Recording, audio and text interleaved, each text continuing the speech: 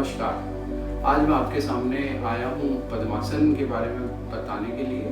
पद्मासन की विधि और उसके लाभ और क्या सावधानियाँ उसमें हमें बरतनी चाहिए, तो उन सब की बात हम करेंगे।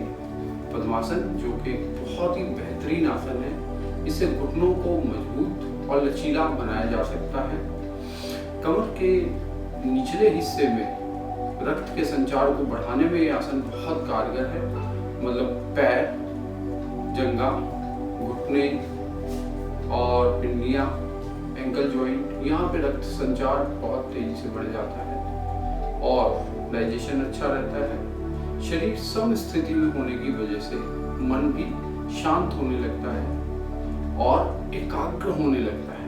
एकाग्र होने के कारण आप ध्यान की गहराई में भी जा सकते हैं और ध्यान के लिए ये बहुत ही बढ़िया आसन है, महत्वपूर्ण आसन है। ये एक ध्यानात्मक आसन है, हमें ये कहना चाहिए। और जब इस आसन में बैठ के हम ध्यान की प्रैक्टिस करते हैं और लंबा जब ध्यान या प्राणायाम की प्रैक्टिस हम करते हैं, तो जब लंबा हम प्राणायाम करते हैं या ध्यान करते हैं तो ये आसन अपने आप ही बहुत लंबा लगने लगता है। तो देखा गया है 2-3 घंटे तक भी आसन लग जाता है। तो स्टार्टिंग में तो ये आसन थोड़ा सा घुटनों में दर्द करता है। उस समय पे हमें कोशिश करना चाहिए कि घुटनों को सरसों के तेल से मालिश की जाए या तिल के तेल से मालिश की जाए। मालिश करने से घुटनों की थोड़ी सी कैपेसिटी बढ़ जाती है, थोड़ा ग्रीसिंग हो जाता है और पेन नहीं करते हैं और जल्दी ये आसन अच्छे से लगने लगता है। तो मैं इस आसन के कुछ सरल तरीके आपको बताऊंगा। देखा जाए तो स्टार्टिंग में ये आसन जल्दी से लगता नहीं है, घुटने दर्द करते हैं, कभी कमर दर्द करती है। तो इस आसन को लगाने के लिए एक बहुत ही सिंपल तरीका मैं आपको बताता हूँ। सबसे पहले देखिए, आप दोनों पैरों को ऐसे रख लें, सीधा रखें और फिर आप लेफ्ट वाले पैर को ऐसे मोड़कर ले आए। हील आपके ग्रोइन के पास लगेगी और जो राइट वाला पैर है उसको आप आराम से उठाकर थाई पर रखें। स्टार्टिंग में थाई पर रखने में अगर परेशानी होती है तो आप ये पिलो, एक ऐसा पिलो यूज कर सकते हैं या कोई कंबल आप यूज कर सकते हैं। उस पे इसको ऐसे रखें, स्टार्टिंग में इसको ऐसे रखें और घुटने को थोड़ा सा मूवमेंट दें ऐसे। 1-2 दिन ऐसे प्रैक्टिस करें दोनों पैरों से बदल के, और जब आपको लगे कि हाँ अब ठीक है, अब मेरा घुटना कम परेशान कर रहा है, तो फिर इसी तकिए से पैर को ऐसे हाथ डालते हुए पैर के नीचे उठाकर काफ पर रख लें। काफ पर रखें और काफ पर रखकर फिर से वही मूवमेंट ऐसे हम करते हैं। इससे धीरे धीरे हमारा जो नी जॉइंट है वो फ्लेक्सिबल हो जाता है और ये आसन लगने लगता है। कुछ लोग तो ऐसे ही लगा लेते हैं, उनको ज़्यादा प्रॉब्लम नहीं होती, बट कुछ लोग जिनके घुटने ज़्यादा स्टिफ होते हैं उन लोगों को इस तरीके से लगाना चाहिए, तो इजीली वो बिना इंजरी के ये आसन लगा सकते हैं। जब यहाँ पर हम कंफर्टेबल हो जाते हैं, अब पिलो की हमें आवश्यकता नहीं, तो इसको हम उठाकर रख लेते हैं थाई पर। थाई पर रखकर हाँ ऐसे, फिर इसको थोड़ा हिलाते हैं। 2-4 दिन इसकी प्रैक्टिस करते हैं दोनों साइड से। ये मैं आपको विधि एक तरफ से बता रहा हूँ, आपको ये दूसरी तरफ भी इन्हीं नियमों के साथ कर लेनी है। अब ऐसे रख के जब लगा आपको कि हाँ अब हम नॉर्मल हैं, अब हम दूसरे पैर को रखने की कोशिश करेंगे। पहला पैर हमने रखा आराम से, फिर दूसरे पैर को थोड़ा आगे निकाला, यहाँ रखा। अब इस पैर को उठाकर यहाँ रखना है, तो उसके लिए भी आप पहले 2-3 दिन पिलो को यूज कर लें। पिलो को ले ऐसे करके आप रखें, हाँ ऐसे रख के थोड़ा आराम करें। 1 मिनट 2 मिनट, जितना आपसे 5 मिनट रखा जाए ऐसे रखें। फिर इसी पिलो से पैर को धीरे से शिफ्ट कर दें अपने काफ मसल पर शिफ्ट करके 1-8 दिन यहाँ पे प्रैक्टिस करें। फिर इसको और थोड़ा ऊपर थाई पर रखें। अब हमें तकिए की जरूरत नहीं है। अब हमारे दोनों पंजे थाई के ऊपर रखें। ये हमारा पद्मासन है।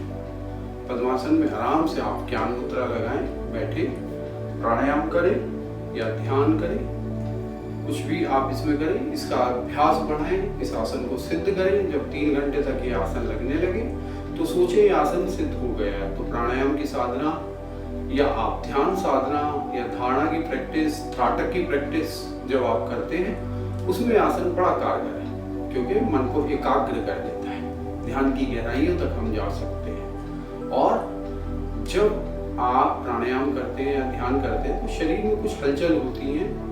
जब हम थोड़ा अच्छे से एडवांस जाके हम लोग करते हैं या गहराई में जाके हम करते हैं तो उस समय इस आसन से हमें ये लाभ मिलता है कि आसन खुलता नहीं है, हम गिरते नहीं हैं। शरीर कई बार थोड़ा हलन चलन होता है शरीर में। कुछ ध्यानाभ्यासी लोगों को तो इसके बारे में ज्ञान है, या प्राणायाम के जो साधक हैं वो इसके बारे में जानते हैं। तो आम आदमी के तो समझ से बाहर का ये है, पर ठीक है, इस आसन को लगा के किया जाना चाहिए। और जिन लोगों के घुटने ठीक हैं, फ्लेक्सिबल हैं, बच्चों को तो स्पेशली इसी आसन में बैठा के पहले गुरुकुल में पढ़ाई कराई जाती थी, तो इस आसन का लाभ उन लोगों को मिलता था कि ध्यान अच्छा लगता था पढ़ने में, और गहराई तक जाके वो कोई भी चीज पढ़ते थे, जल्दी समझते थे। इसलिए बड़े बड़े शास्त्र, देखो चारों शास्त्रों के ज्ञाता हमारे यहाँ बच्चे हो जाते थे गुरुकुल में। रामायण महाभारत सब कंठस्थ होता था, इतनी मोटी मोटी पुस्तकें कंठस्थ होती थी,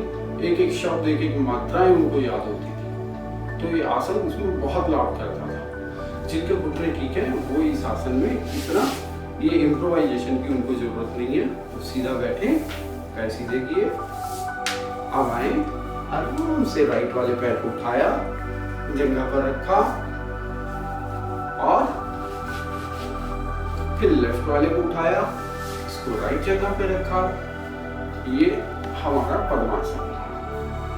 आराम से हमने ज्ञान मुद्रा लगाई और इस आसन में प्राणायाम या ध्यान का अभ्यास आराम से करें। कमर के दर्द को भी बिल्कुल ठीक कर देता है, डाइजेशन को ठीक कर देता है। और एक चीज मैं आपको पहले भी बता चुका हूँ, वज्रासन के एपिसोड में मैंने आपको बताया था, कोई भी ऐसा आसन जिससे हमारा मन एकाग्र होता है, मन में विचार नहीं आते हैं, वो आसन, उस आसन में लंबा बैठने से ध्यान स्वतः ही हो जाता है। और ध्यान जब स्वतः ही हो जाता है तो जो हमारे कर्म होते हैं उनका जो फल हमें आने वाला होता है वो फल ना आके या बहुत क्षणिक मात्रा आके खत्म हो जाता है। तो जो रोग हैं, हम लोगों को मानना है कि ये रोग भी हमारे कर्मों की वजह से ही आते हैं। तो उन कर्मों का समूल नाश करने वाले ये ध्यानात्मक आसन है। कुछ आसन है, आगे चल के हम और भी आसन ऐसे बताएंगे आपको, जैसे सिद्धासन, पद्मासन, स्वास्तिकासन, वज्रासन। ये कई ऐसे आसन हैं जिन आसनों से ये संभव होता है। तो अगर हम ये कहें कि इन आसनों के अभ्यास से सारे रोग खत्म होते हैं, तो ये गलत नहीं है, ये एकदम सही बात है।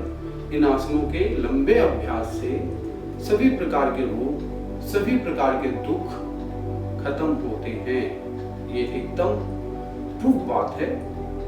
और करके देखिए और आनंद लीजिए इस आसन का। इस आसन में और भी कई सारे वेरिएशंस होते हैं, आगे मैं आपको बताऊंगा और क्या क्या हम इस आसन में कर सकते हैं। तो ये था आज का हमारा आसन, पद्म आसन। पद्म मतलब कमल का फूल। इसमें कमल के फूल जैसे हमारे घुटने हो जाते हैं। कमल की फूल की जो पंखुड़ी होती है ना, ऐसे नीचे को झुकी होती है, ऐसे करके हमारे नी, हमारे घुटने ऐसे करके कमल की पंखुड़ियों जैसे हो जाते हैं, इसलिए इसका नाम पद्म आसन रखा गया है। तो उम्मीद करता हूँ आप सब लोग इस आसन को करके लाभ उठाएंगे और बड़े सेफ तरीके से करेंगे। जो तरीका मैंने बताया, अगर आपको घुटने में पेन होता है तो इसी तरीके से, जो तकिए वाला मैंने आपको तरीका बताया है, उस तरीके से आप इसको करें। बहुत ही बेहतरीन आसन है, बच्चों को भी कराएं, उनके बहुत काम का आसन है। आने वाली जनरेशन को हमें हेल्दी करना है और सुदृढ़ बनाना है, इसलिए मेरे आसनों में मैं हमेशा बोलता हूँ बच्चों को जरूर कराएं, बच्चों को जरूर कराएं। योग के बीज इन बच्चों के अंदर डालें, ताकि आगे चल के हमारा जो आने वाला समय है, हमारा जो फ्यूचर है, यही बच्चे हैं, यही इंडिया को आगे प्रतिनिधित्व करेंगे इंडिया का। तो इनको स्ट्रॉन्ग बनाना है, हेल्दी बनाना है और बहुत बढ़िया बनाना है। तो उम्मीद करता हूँ आप सब इसको करके लाभ उठाएंगे। धन्यवाद।